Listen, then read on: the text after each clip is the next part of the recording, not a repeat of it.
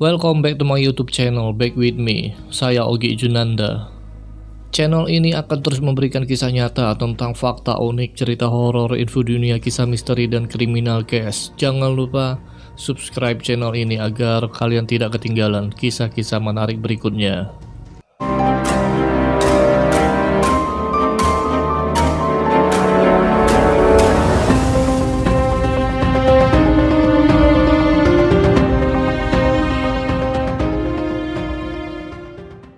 Mobil Lamborghini, mobil yang biasa dibeli oleh para konglomerat dunia ini, memiliki sejarah. Pendiri perusahaan asal Italia itu menyimpan sejumlah cerita yang cukup menarik. Sejarah perusahaan otomobil Lamborghini secara resmi dimulai pada tahun 1963. Melihat kesuksesan perusahaan mobil sport ini, kita harus melihat sosok yang mengagumkan yang bertangan dingin di baliknya. Dia adalah Ferruccio Lamborghini. Dia adalah seseorang yang bertalenta, sabar, dan berkemauan keras. Hingga akhirnya dia berhasil menjadi tokoh terdepan dalam pendirian perusahaan mobil sport. Dan berikut ini adalah kisah lengkap tentang sejarah berdirinya perusahaan mobil sport Lamborghini.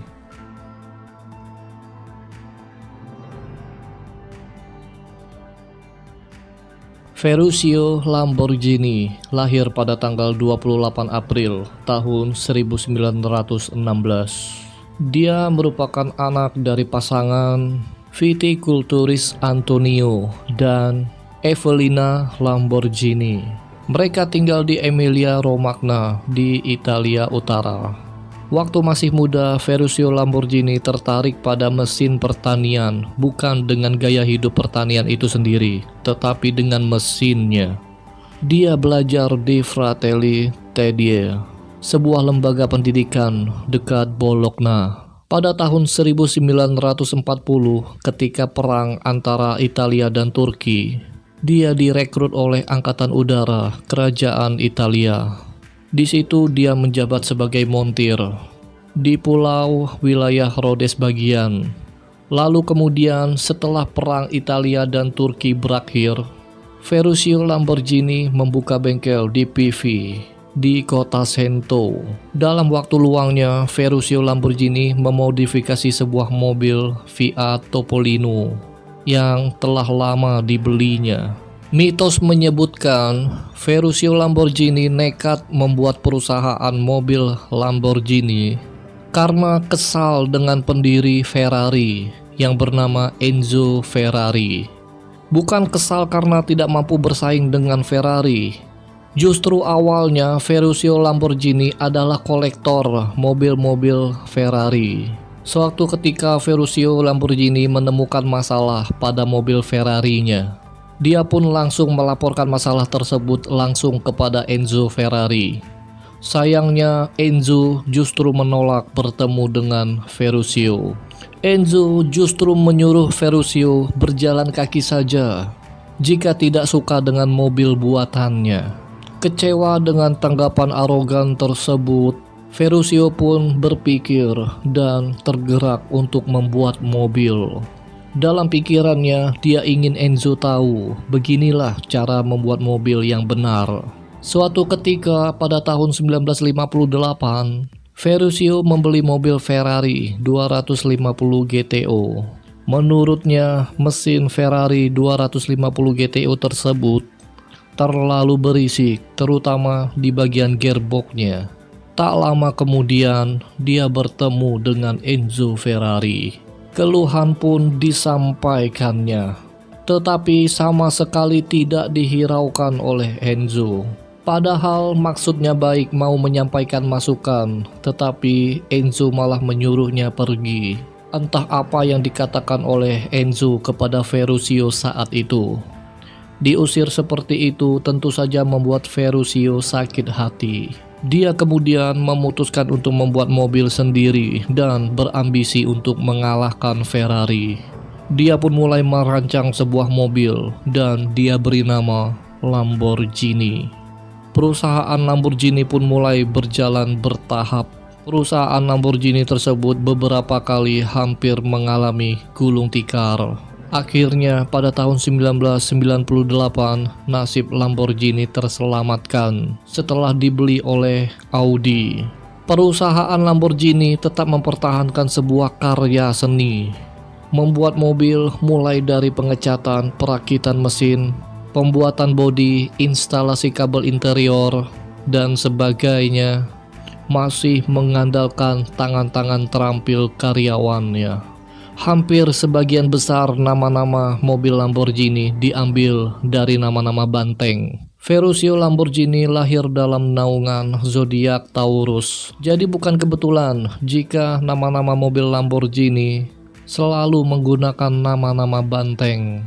Contohnya Lamborghini Miura, model produksi pertama dari perusahaan Lamborghini ini, mengambil nama dari banteng aduan milik pengusaha kaya yang bernama Edoardo Miura.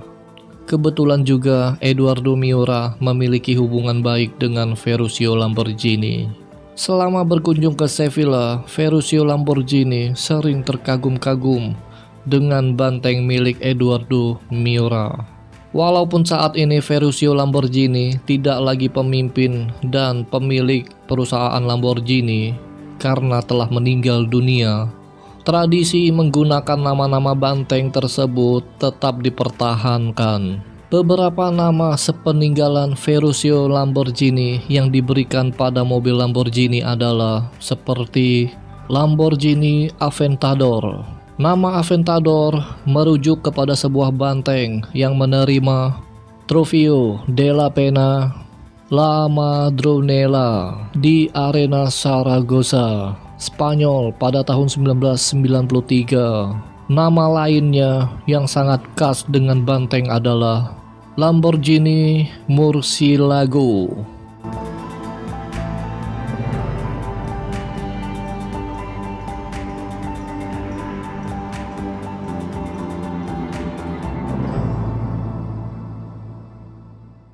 Nama Murcielago diambil dari kisah perjuangan seekor banteng legendaris yang pernah hidup pada tahun 1879. Banteng bernama Murcielago ini tetap hidup setelah ditusuk sebanyak 28 kali di ajang Matador. Sang Matador yang bernama Lagartijo akhirnya memutuskan untuk tidak menghabisi banteng yang bernama Murcielago ini karena takjub dengan kekuatannya menahan rasa sakit. Kemudian Lamborghini Reventon.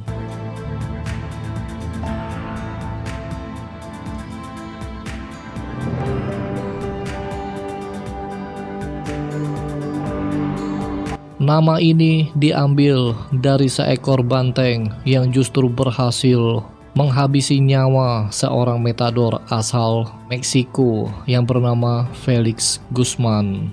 Penyematan nama-nama khas banteng memang sulit untuk ditinggalkan begitu saja. Pemberian nama khas banteng yang dilakukan oleh sang pionir Ferruccio Lamborghini tidak pernah ditinggalkan. Polisi Italia dan Vatikan merupakan aparat yang pertama kali menggunakan mobil Lamborghini sebagai armada patroli. Baru setelahnya diikuti oleh Dubai. Sebelumnya, Lamborghini tidak pernah berpartisipasi dalam bentuk olahraga apapun. Menurut Ferruccio Lamborghini, perusahaannya menjauh dari balapan. Karena menurutnya olahraga balap mobil hanya membuang-buang waktu dan sumber daya saja. Namun akhirnya perusahaan asal Italia ini merevisi tentang kebijakan balap mobil karena dianggap kurang pas jika pembuat mobil yang spesialis dalam kecepatan tetapi mengabaikan olahraga balap mobil. Dan kini Lamborghini memiliki beberapa pengaruh penting dalam dunia balap mobil.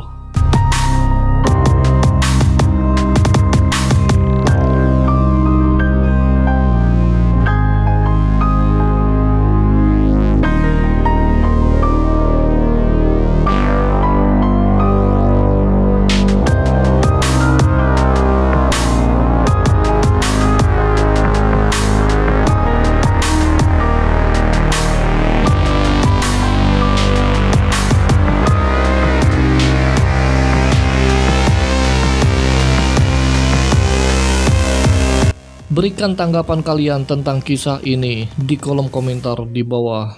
Jangan lupa padamkan tulisan merah yang bertuliskan subscribe di bawah. Saya Ogi Junanda dan saya akan kembali dengan kisah-kisah menarik berikutnya.